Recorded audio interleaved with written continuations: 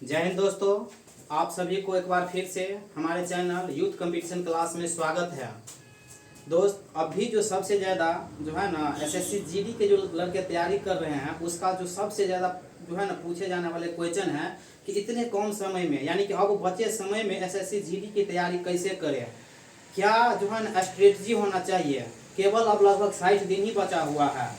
तो इसी सब मुद्दे पे आज हम बात करेंगे। एक जो है ना एक्सपर्ट से बात करेंगे जो हमारे सुभाष सर हैं, उससे बात करेंगे।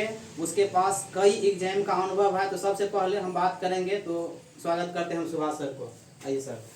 बहुत बहुत धन्यवाद सर जी आपका भी, क्योंकि आपने भी बहुत अथक प्रयास कर रहे हैं। क्योंकि इस क्षेत्र के जितने भी सारे एसएससी जीडी का तैयारी करने वाले जो हैं उन लोगों के लिए इनसे बेहतर मुझे नहीं लगता कि कोई गाइड करेंगे, क्योंकि बहुत ही अच्छे अच्छे अनुभव है।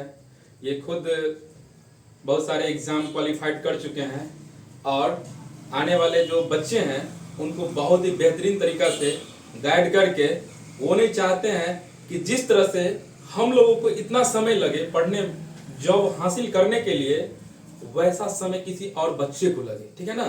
तो उसी को कम मद्देनजर रखते हुए जैसे टॉपिक में दिया है कि 60 दिनों में कैसे तैयारी करें, तो उसी पे आज हम लोग विशेष चर्चा करने वाले हैं। तो आज नरेश सर ने मुझे बुलाए हैं, तो मैं नरेश सर को बहुत बहुत धन्यवाद देता हूँ। देखिए, हम लोग बातचीत करते हैं इस पे मैटर पे, आप लोग का जो मैटर है। तो नरेश सर का क्या क्वेश्चन है हमसे? तो चलिए दोस्तों, जो पहला क्वेश्चन है आप लोगों का, तो पहला यही क्वेश्चन है कि सर इतने कम समय में एसएससी जीडी का तैयारी कैसे करें। तो हम सर से राय लेते हैं। सर, इतने कम समय में एसएससी जीडी की तैयारी कैसे करें बच्चे? देखिए, समय तो बहुत कम है, यह बात आप हकीकत में बता रहे हैं कि समय कम है। मान के चलिए समय कम है, तो एक कहानी हमको याद आ रही है। आप लोग महाभारत देखे होंगे। देखिए, महाभारत में दो पक्ष थे, एक कौरव का पक्ष था और एक पांडवों का पक्ष था। कौरवों में हजारों सेना, लाखों सेनाएं थे, लेकिन पांडवों में सिर्फ 5 थे। और लेकिन उसमें एक क्या था, तो उसका गाइडर जो थे, गाइडलाइनर, वो एक कृष्ण थे। और उसी के सहारे, कृष्ण के सहारे पांडवों ने कुरुक्षेत्र का मैदान में वह महाभारत की युद्ध जीती और वो उन्होंने विजय हासिल किया। क्यों? क्योंकि उसको अच्छे गाइडर मिले हुए थे, ठीक है ना, अच्छे मोटिवेटर मिले हुए थे। अगर उसी बेसिस से आप लोग को अगर अच्छे गाइडर मिल रहे हैं, अच्छे मोटिवेटर मिल रहे हैं और उस बेसिस से आप लोग तैयारी करते हैं, तो एसएससी जीडी क्या, उससे भी बेहतर एग्जाम को आसानी से क्वालिफाइड कर सकते हैं, ठीक है ना। तो मैं और क्या बताऊं, इससे बेहतर तरीका से तो नरेश सर आप लोगों को क्लास में खुद बताते होंगे। लेकिन जो मेरा राय है, तो सबसे बड़ी बात है कि गाइडर अच्छा है तो आप लोग जरूर कामयाब होंगे। तो इसलिए कौरव के पास लाखों हजारों सेना होते हुए भी वह परास्त हो गए थे। लेकिन उसी दरमियान अगर आपके पास समय 5 साल 7 साल से आप तैयारी कर रहे हैं, लेकिन अभी भी भटक रहे हैं, लेकिन यहाँ पे समय कम है। उसी तरह जब महाभारत में कम समय में जो युद्ध को जीत लिया, वैसे ही समय यहाँ पे कम है, लेकिन आपको अच्छे गाइडर मिल गए तो आप आसानी से उस एग्जाम को क्वालिफाइड कर पाएंगे। बहुत अच्छा से सर आप स्टूडेंट को समझाए। आप ओवरऑल ये कहना चाहिए एक शब्द में अगर हम बोले तो कि पांडवों के पास कम संसाधन होते हुए भी अच्छा मतलब मार्ग पे चल करके विजय हासिल किया। इस प्रकार से अभी जितने भी एसएससी जीडी के स्टूडेंट हैं, कम समय में अच्छा मार्ग पे चल करके वो अपना विजय पताका फहरा सकते हैं। तो सर कुछ राय दीजिए हमारे स्टूडेंट को कि इतना कम समय में कैसे तैयारी करें। यही हमारा आज के मुद्दा है। तो इतना कम समय में कैसे तैयारी करें? सबसे पहली बात, समय तो बहुत कम है। सबसे पहले इसमें मुद्दा आपको उठाना पड़ेगा। नरेश सर जी बनाए कुछ मुद्दा। तो सबसे पहले आपको सिलेबस की जानकारी होनी चाहिए, ठीक है ना। अगर आपको सिलेबस का जानकारी है कि हमें इन सेक्टरों से इतना इतना क्वेश्चन आ रहा है, कितना इसमें सेक्टर है, ठीक है ना। तो सेक्टर देखिए सर बता दिए, मैथ है, रीजनिंग है, जीके है या जीए जिसको करंट अफेयर्स हम लोग कहते हैं, जनरल अवेयरनेस, ठीक है ना।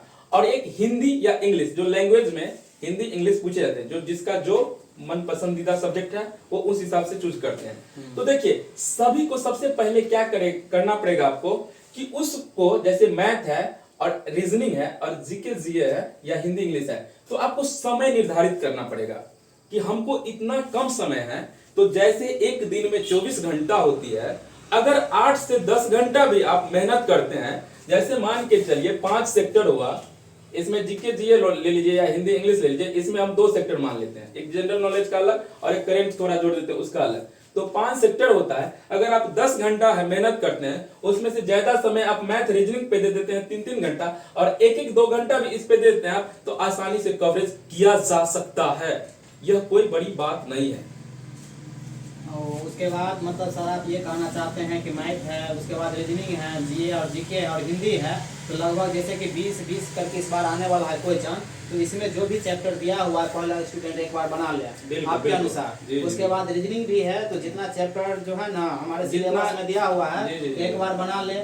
उसके बाद जीके जीएस में भी जितना दिया हुआ है एक बार पढ़ ले, हिंदी को भी एक बार पढ़ ले बढ़िया से, ओवरऑल ये कम समय में 1 महीना में एक बार जो है ना कर ले स्पीड में। उसके बाद सेकेंड जो क्या करना है उसको स्थिति अपनाना है कि प्रैक्टिस सेट लगाना है आपके अनुसार, प्रैक्टिस सेट लगाना है। प्रैक्टिस सेट कैसे लगाना है सर थोड़ा ये बताइए। देखिए, आप सबसे पहले जो प्रैक्टिस सेट बनाइएगा इसमें ऑनलाइन और ऑफलाइन होता है, तो मेरे हिसाब से सबसे पहले आप 10 प्रैक्टिस सेट ऑफलाइन बनाइए। ऑफलाइन आपको 10 प्रैक्टिस सेट बनाना पड़ेगा, ठीक है ना। अगर 10 प्रैक्टिस सेट बना लेते हैं और उसी प्रैक्टिस सेट को बार बार रिवाइज कीजिए 2 दिन कंटिन्यू, बनाने के बाद 10 प्रैक्टिस सेट को बनाइए, उसके बाद उसको क्या कीजिए, रिवाइज कीजिए।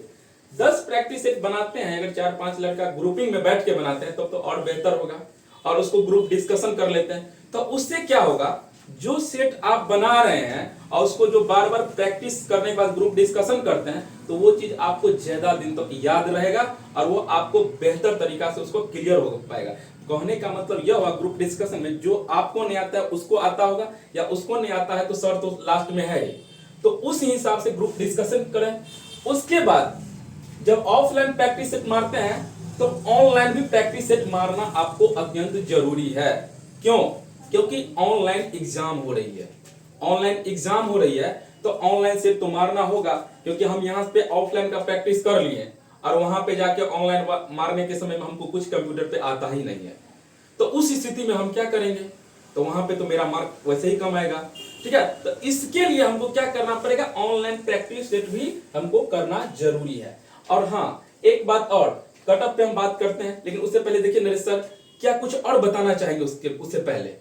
तो जैसे कि सर आपने बताया कि ऑफलाइन पहले प्रैक्टिस सेट बनाना है, उसको डिस्कशन कर लेना है अच्छा से, ऑनलाइन प्रैक्टिस करना है। हम भी यही राय देते हैं स्टूडेंट को कि अब ऑनलाइन मोड में एग्जाम हो रही है तो ऑनलाइन प्रैक्टिस सेट जरूर बनाइए। स्टूडेंट यही गलती करता है कि मोबाइल पे ऑनलाइन करके बनाने लगता हूँ। ऑनलाइन मोबाइल पे नहीं आपको बनाना है प्रैक्टिस सेट, आप किसी सिस्टम पे जाए, लैपटॉप पे जाए, माउस के सहायता से बनाए। इससे क्या होता है, स्टूडेंट ऑफलाइन तो बना लेता है, मोबाइल पे बना लेता है, लेकिन उसको बनाने में दिक्कत होती है। देखिए दिक्कत मीन्स ये हो गया है कि उसको जाने में स्क्रीन पे क्वेश्चन देखता है, ऑफलाइन में लड़का वहीं पे सॉल्व करने लगता है, उसमें जो है ना जल्दी कर लेता है, लेकिन ऑनलाइन में आप क्वेश्चन देखते हैं स्क्रीन पे, आप सॉल्व करना रहता है यहाँ पे, इसे टाइम ज़्यादा लगता है। तो मेरा राय ये है कि टाइम कम करने के लिए आप ऑनलाइन प्रैक्टिस सेट जरूर बनाएं। और किसका प्रैक्टिस सेट बनाएं, तो हम तो ये राय देंगे कि पहले ये सब एक बार पढ़ने के बाद जो है ना प्रीवियस ईयर प्रैक्टिस सेट पहले बनाए offline, previous year practice set बनाने के बाद आप ऑनलाइन प्रैक्टिस सेट परचेज करें। हम ये बताएंगे किसका परचेज करना है, ठीक। उसके बाद जो है ना आप देखिएगा कि आप इतना कर लेते हैं तो आप 90% जो है ना सफल हो गए, 90% सफल हो गए। हम 90% क्यों कर रहे हैं, 1% आपको रखना, आप 10% जो बचा हुआ है 10% आपको पेशेंस रखना है, तो धैर्य रखना है। कभी लास्ट में क्या होता है, जीत को पाने के लिए लड़का क्या करता है, इतना जो है ना धड़फड़ाता है कि ये छूटा हुआ है, ये नहीं पढ़े हैं, ये नहीं किए हैं। उस स्थिति में लड़का क्या कर लेता है, जितने भी जो पढ़ा रहता है वो जो है ना टेंशन लेकर के सबको समाप्त कर देता है। एग्जाम हॉल में जा करके जो है ना अच्छा परफॉर्मेंस नहीं दे पाता है। जब एग्जाम हॉल से निकलता है तो कहता है ये पढ़ा हुआ छूट गया, ये पढ़ा हुआ छूट गया। आप लोगों को 100% की तैयारी नहीं करना है, 70 से 80% की तैयारी करना है, ठीक। तो इस हम लोग अब कट ऑफ पे बात करते हैं। मेरा जो 5वां पॉइंट है, बताइए सर इस बार कट ऑफ क्या जाने वाला है, कुछ जैसे पिछले बार आप जितना बताए थे लगभग उसके आसपास में था कट ऑफ। देखिए पिछले बार मैंने आपको बता दिया था कि उतना ऑफलाइन उतना कट ऑफ रहने वाला है, तो उसी आधार पे कट ऑफ मेरा बताया हुआ 100% सही रहा। इस बार भी मैं बता रहा हूँ कि इस बार कट ऑफ जो रहेगा, ये आप लोग को पहले पता है कि क्वेश्चन की संख्या है 80। कितना क्वेश्चन है, 80 क्वेश्चन रहेगा। उसमें से अगर आप 55 से 60 क्वेश्चन सॉल्व कर लेते हैं, ठीक है ना, तो आपका श्योर है, रिजल्ट तो होगा ही होगा, लेकिन आप मेरिट जोन के लिए भी 100% श्योर है। आपको टेंशन लेने की वहां पे जरूरत नहीं है, क्योंकि देखिए एक क्वेश्चन 2 मार्क्स का, तो 55 दूना 110, या आपका अगर 60 बनाता है तो 120, अगर 120 यानी कि 110 और 120 के बीच में भी आपका है ना, तो आप सेफ जोन में है, आपको टेंशन लेने की जरूरत नहीं है। हाँ, लेकिन एक बात मैं फिर से दोहराना चाहता हूं वही बात को, क्योंकि अच्छे गाइडर को होना बहुत जरूरी है।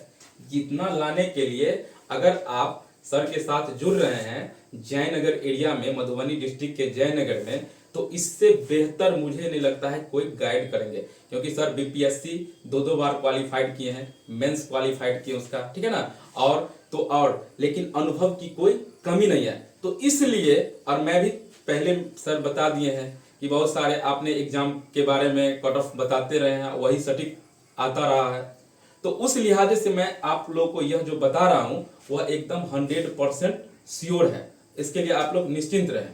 क्या सर? एकदम बहुत अच्छे तरीके से सर समझाया, उसके लिए बहुत बहुत धन्यवाद। लेकिन एक क्वेश्चन और है स्टूडेंट सबको कि सर इतना अगर ला लेते हैं तो, लेकिन एक चीज़ आपको ध्यान रखिएगा, ये आपको निगेटिव काट के इतना आना चाहिए, नहीं कि आप क्वेश्चन 55 से 60 सॉल्व करके आ जाइए, इतना हो जाए, आपको इतना सही होना चाहिए।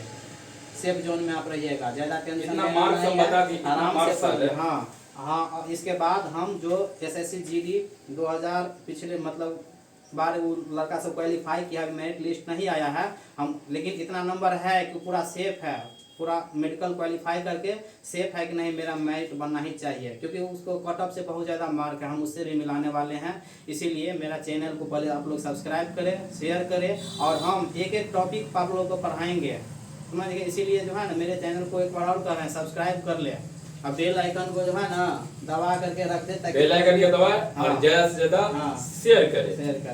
लेकिन एक चीज़ और, जैसे कि सर बताए हैं कि अगर जयनगर के एरिया में रहते हैं तो ऑफलाइन हमसे जुड़ सकते हैं, हम कम समय में अच्छा गाइड करेंगे ताकि आपका एक सीट फिक्स हो गया। जय हिंद, जय भारत, धन्यवाद।